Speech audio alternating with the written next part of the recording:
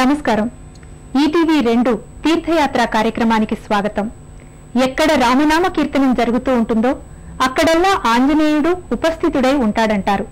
శ్రీరామదూతం శిరసా నమామి అంటూ మారుతికి మనసా నమస్కరించిన వారికి ఆ స్వామి అపార కృపా కటాక్షాలు లభించటం మాత్రమే కాదు, ఎలాంటి అపజయాలు మరెలాంటి భయాలు అంటావు. అందుకే ఆయన వీరాంజనేయునిగా కొలవబడుతూ ఉంటాడు. త్రేతాయుగ రామాయణ కాలం నాడు ఆ శ్రీరామచంద్రుడే స్వయంగా ఆంజనేయుని చిత్తరువుగా లిఖించి పరమ పవిత్ర స్వయం ప్రతిష్ఠితం చేసిన మహిమాన్విత క్షేత్రం గండి క్షేత్రం.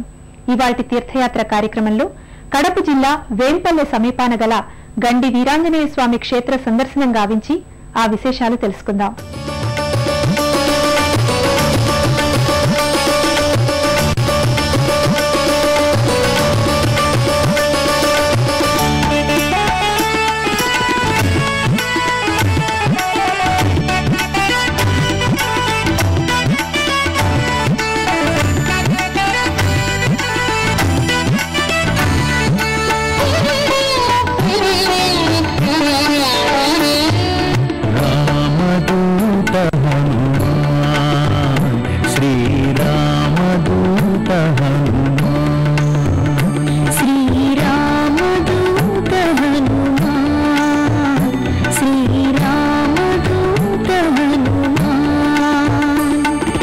చరణం శరణం భయహరణం తవ చరణం శరణం భవకరణం శ్రీరామదూత హనుమాన్ శ్రీరామదూత హనుమాన్.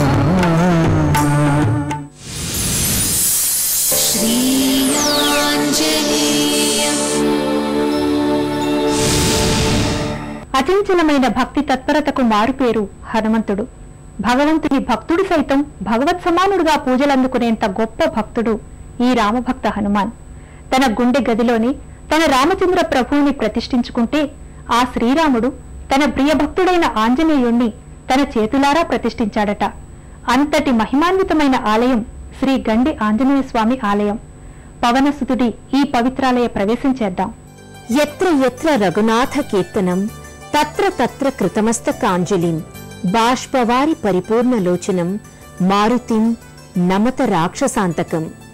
కడప జిల్లాలో పులివెందుల రాయచోటి తాలూకాల సరిహద్దులో గండి అనే ఆంజనేయ క్షేత్రం ఉంది. కడప పులివెందుల ప్రొద్దుటూరు మధ్యలో వేంపల్లె ఉంది. అక్కడి నుండి ఈ గండి క్షేత్రం సుమారు 7 కిలోమీటర్లు. కడప లేదా ఎర్రగుంట్ల రైల్వే స్టేషన్లో దిగి గండి క్షేత్రానికి బస్సుల ద్వారా రావచ్చు. కడప నుండి ఆర్టీసీ బస్సులు తగినన్ని ఉన్నాయి. చిత్తూరు వైపు నుండి మదనపల్లె వైపు నుండి వచ్చేవారు రాయచోటికి చేరుకుని అక్కడి నుండి నేరుగా బస్సు ద్వారా గండి వీరాంజనేయ స్వామి ఆలయం చేరుకోవచ్చు. శేషాచల పర్వత శ్రేణుల చివరి భాగాన 2 కొండల నడుమ పెద్ద గండి పడినట్లు కనిపించే ప్రదేశం కావడం వల్ల గండి క్షేత్రం అంటారు.